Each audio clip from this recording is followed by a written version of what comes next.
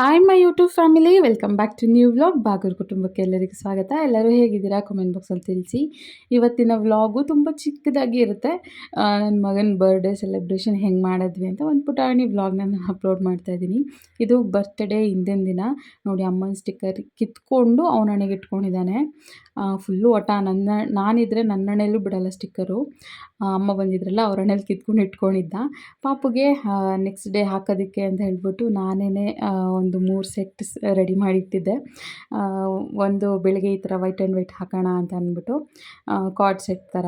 ಇದು ಒಂದು ಚಡ್ಡಿ, ಇದಕ್ಕೆ ಸೈಡಲ್ಲಿ ಪಾಕೆಟ್ಸ್ ಇಟ್ಬಿಟ್ಟು ಸ್ಟಿಚ್ ಮಾಡಿದ್ದೀನಿ. ಮತ್ತು ಇದು ಒಂದು ಜಾಕೆಟ್ ಥರನೂ ಹಾಕ್ಬೋದು, ಶರ್ಟ್ ಟೈಪು ಹಾಕ್ಬೋದು, ಆ ಥರ ಒಂದು ಶರ್ಟು. ಆಮೇಲೆ ಇದು ಒಂದು ಜುಬ್ಬಾ ಪೈಜಾಮ ಹಾಕಬೇಕು ಅಂತ ತುಂಬ ಆಸೆ ಇತ್ತು. ಇದು ಕರೀನಾ ಕಪೂರ್ ಮಗ ತೈಮೂರು ಇಲ್ಲ ಇನ್ನೊಬ್ಬ ಇದ್ದಾನಲ್ಲ, ಅವನು ಯಾರೋ ಹಾಕ್ಕೊಂಡಿದ್ದು ಫೋಟೋ ನೋಡಿದ್ದೆ. ಅದೇ ಥರನೇ ರೀಕ್ರಿಯೇಟ್ ಮಾಡೋಣ ಅಂತ ಹೇಳ್ಬಿಟ್ಟು ವೈಟ್ ಪ್ಯಾಂಟ್ ಪೈಜಾಮ ಜೊತೆ ಇದೊಂದು ಜುಬ್ಬಾ ಟೈಪ್ ಸ್ಟಿಚ್ ಮಾಡಿ. ಇದರಲ್ಲಂತೂ ಸಿಕ್ಕಾಪಟ್ಟೆ ಕ್ಯೂಟಾಗಿ ಕಾಣಿಸ್ತಾ ಇದ್ದ ನನ್ನ ಮಗ, ತುಂಬ ಇಷ್ಟ ಆಯಿತು.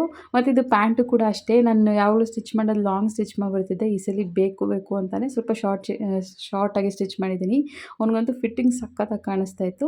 ಮತ್ತು ಇದೊಂದು ಸೂಟ್ ಕೂಡ ಸ್ಟಿಚ್ ಮಾಡಿದ್ದೆ. ಇದು ರಾತ್ರಿಗೆ ಏನಾದರೂ ಕೇಕ್ ಕಟ್ ಮಾಡಿಸಿದಾಗ ಹಾಕೋಣ ಅಂತ ಹೇಳ್ಬಿಟ್ಟು ಇದನ್ನು ಒಂದು ಸ್ಟಿಚ್ ಮಾಡಿದ್ದೆ. ಇದೂ ಕೂಡ ಕಾಂಬಿನೇಷನ್ ಚೆನ್ನಾಗಿ ಬಂತು. ವೈಟ್ ಶರ್ಟ್ ಹಾಕೋಣ ಅಂದ್ಕೊಂಡೆ, ಆಮೇಲೆ ಇದನ್ನು ಡಿಸೈಡ್ ಮಾಡಿದೆ. ಬೆಳಗ್ಗೆ ಅವ್ನು ಬಟ್ಟೆ ಹಾಕಿದಾಗ ಶೂಟ್ ಮಾಡ್ಕೊಳ್ಳೋದಕ್ಕೆ ನನಗೆ ಟೈಮೇ ಸಾಕಾಗಲಿಲ್ಲ. ಇದು ಸಂಜೆ ಅವಾಗ ತಾನೇ ಮಲಗಿದ್ದು ಎದ್ದಿದ್ದ. ಒಂದು ಸ್ವಲ್ಪ ಮೂಡು ಶಾರ್ಪ್ ಆಗೋಷ್ಟು ಬೇಗ ಬಟ್ಟೆ ಚೇಂಜ್ ಮಾಡೋಣ ಅಂದ್ಬಿಟ್ಟು ಚೇಂಜ್ ಮಾಡಿಬಿಟ್ಟೆ. ಬೆಳಗ್ಗೆ ಅವ್ರ ಅಪ್ಪನೇ ಮನೇಲಿ ದೀಪ ಹಂಚಿ ಪೂಜೆ ಮಾಡಿ ಪಾಪುನೂ ಕೂಡ ದೇವಸ್ಥಾನಕ್ಕೆಲ್ಲ ಕರ್ಕೊಂಡು ಹೋಗ್ಬಿಟ್ಟು ಬಂದಿದ್ದರು. ನನಗೇನು ರೆಕಾರ್ಡ್ ಮಾಡ್ಕೊಳ್ಳೋದಕ್ಕೆ ಆಗಲಿಲ್ಲ, ಮನೇಲಿ ಸ್ವಲ್ಪ ಬ್ಯುಸಿ ಇದ್ದೆ, ಹಾಗಾಗಿ ಜಾಸ್ತಿ ರೆಕಾರ್ಡ್ ಮಾಡ್ಕೊಳ್ಳೋದಕ್ಕೆ ಆಗಿಲ್ಲ. ನೋಡಿ, ಇವಾಗ ಅವನು ಅಬ್ಸರ್ವ್ ಮಾಡ್ತಾಯಿದ್ದೀನಿ, ಯಾವುದೋ ಬಟ್ಟೆ ಹಾಕಿದ್ದೆ ಅಮ್ಮ ನೀನು ಅಂತ. ಒಂದು ಸ್ವಲ್ಪ ಇರಿಟೇಟ್ ಆಗಿಬಿಡ್ತಾನೆ ಈ ಥರ ಜಾಸ್ತಿ ಬಟ್ಟೆಗಳು ಚೇಂಜ್ ಮಾಡ್ತಾಯಿದ್ರೆ ಒಂದೇ ದಿನ.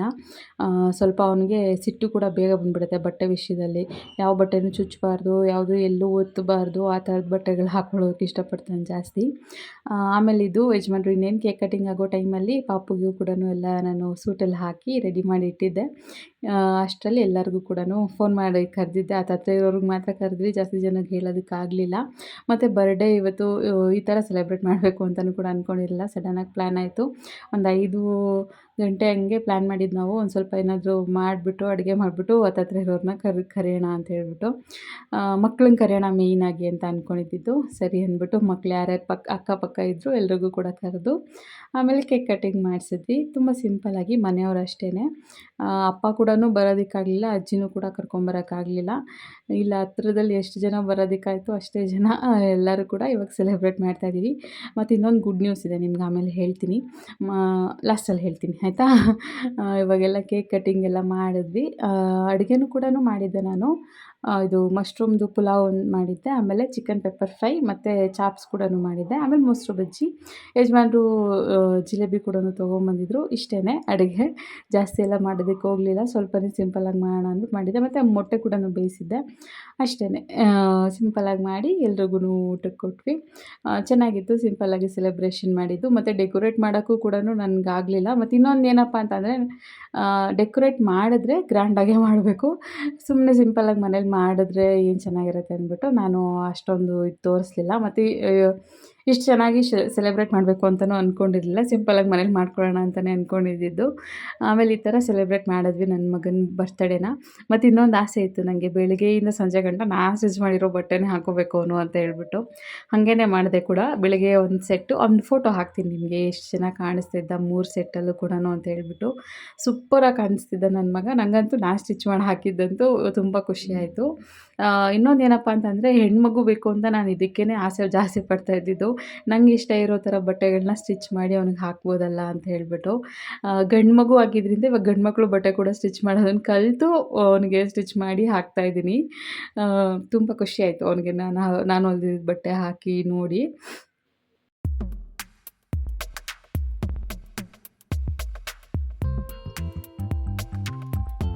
ಈ ಥರ ಇತ್ತು ನಮ್ಮ ಪಾಪುದು ಬರ್ತ್ಡೇ ಸೆಲೆಬ್ರೇಷನು ಸಿಂಪಲ್ಲಾಗಿ.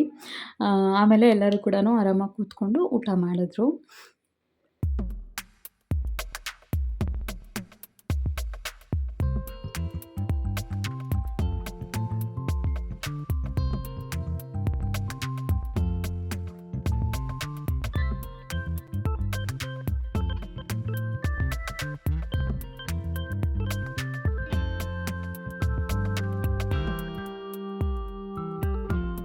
ಎಲ್ಲರೂ ಬಂದಿದ್ದಂತೂ ಇನ್ನೂ ತುಂಬ ಖುಷಿಯಾಯಿತು. ಆರಾಮಾಗೆಲ್ಲ ಕೂತ್ಕೊಂಡು ಇವಾಗ ಊಟ ಮಾಡ್ತಾ ಇದ್ದಾರೆ. ಆವಾಗಲೇ ಹೇಳಿದ್ನಲ್ಲ ಇನ್ನೊಂದೇನೋ ಹೇಳ್ತೀನಿ ಅಂತ ಹೇಳಿಬಿಟ್ಟು. ನಾವು ಮನೆ ಶಿಫ್ಟ್ ಮಾಡ್ತಾ ಇದ್ದೀವಿ. ಹಾಗಾಗಿ ಸ್ವಲ್ಪ ನಾವು ಬರ್ತ್‌ಡೇ ಹೆಂಗೆ ಮಾಡೋದು ಏನು ಅಂತ ಅಂದ್ಬಿಟ್ಟು ಸ್ವಲ್ಪ ಇದು ಮಾಡ್ತಾ ಇದ್ವಿ. ಎಲ್ಲ ಸ್ವಲ್ಪ ಶಿಫ್ಟಿಂಗ್ ಮಾಡೋದಕ್ಕೆ ಪ್ರಿಪ್ರೇಷನ್ ಮಾಡ್ಕೊಳ್ಳೋಣ ಅಂತ ಸಡನ್ನಾಗಿ ಪ್ಲ್ಯಾನ್ ಆಯಿತು. ಆಮೇಲೆ ಸೆಲೆಬ್ರೇಷನ್ ಕೂಡನು ಮಾಡಿದ್ವಿ ಚಿಕ್ಕದಾಗಿ. ಮತ್ತು ಮನೆ ಶಿಫ್ಟ್ ಮಾಡ್ತಾ ಇರೋದು ಹೇಳಿದ್ನಲ್ಲ, ಇಲ್ಲೇ ನಮ್ಮ ಮನೆಯಿಂದ ಒಂದು ಸ್ವಲ್ಪ ದೂರದಲ್ಲಿ ಮನೆ ನೋಡಿರೋದು. ಜಾಸ್ತಿ ದೂರನೂ ಹೋಗೋದಕ್ಕಾಗೋದಿಲ್ಲ ಅಲ್ವಾ, ಸ್ಟುಡಿಯೋ ಕೂಡನು ಇಲ್ಲೇ ಇದೆ. ಹಾಗಾಗಿ ಸ್ವಲ್ಪ ಹತ್ರದಲ್ಲೇ ಮನೆ ನೋಡಿದ್ದೀವಿ. ಆ ಮನೆ ಅಂತೂ ತುಂಬ ಚೆನ್ನಾಗಿದೆ. ನಾನು ನಿಮಗೆ ತೋರಿಸ್ತೀನಿ ಶಿಫ್ಟಿಂಗ್ ಮಾಡೋದು, ಎಂಪ್ಟಿ ಹೌಸ್ ಟೂರ್ ಎಲ್ಲನೂ ಕೂಡನು ನಿಮಗೆ ತೋರಿಸ್ತೀನಿ. ನೆಕ್ಸ್ಟ್ ವೀಡಿಯೋದಲ್ಲಿ ಬರುತ್ತೆ. ಇದೇ ಥರ ನನ್ನ ವಿಡಿಯೋಗಳನ್ನ ನೋಡ್ತಾ ಇರಿ ಆಯಿತಾ. ಈ ವ್ಲಾಗು ತುಂಬ ಚಿಕ್ಕದು, ಸ್ವೀಟಾಗಿ ನನ್ನ ಮಗನ ಬರ್ತ್‌ಡೇ ಮೆಮೊರೀಸ್ ಮಾತ್ರನೇ ಇರಲಿ ಅಂತ ಹೇಳ್ಬಿಟ್ಟು ಚಿಕ್ಕದಾಗಿ ಪುಟ್ಟದಾಗಿ ಮಾಡಿದ್ದೀನಿ. ಈ ವ್ಲಾಗ್ ಇಷ್ಟ ಆಗಿರುತ್ತೆ ಅಂತ ಅನ್ಕೋತೀನಿ. ವಿಡಿಯೋ ಇಷ್ಟ ಆಗಿದ್ದರೆ ನನ್ನ ವಿಡಿಯೋಗೆ ಲೈಕ್ ಮಾಡಿ ಮತ್ತು ನನ್ನ ಚಾನಲ್ಗೆ ಸಬ್ಸ್ಕ್ರೈಬ್ ಮಾಡ್ಕೊಳ್ಳಿ. ಖುಷಿಯಾಗಿರಿ, ಖುಷಿನ ಹಂಚಿ. ನೆಕ್ಸ್ಟ್ ವ್ಲಾಗಲ್ಲಿ ಸಿಗ್ತೀನಿ. ಬಾಯ್.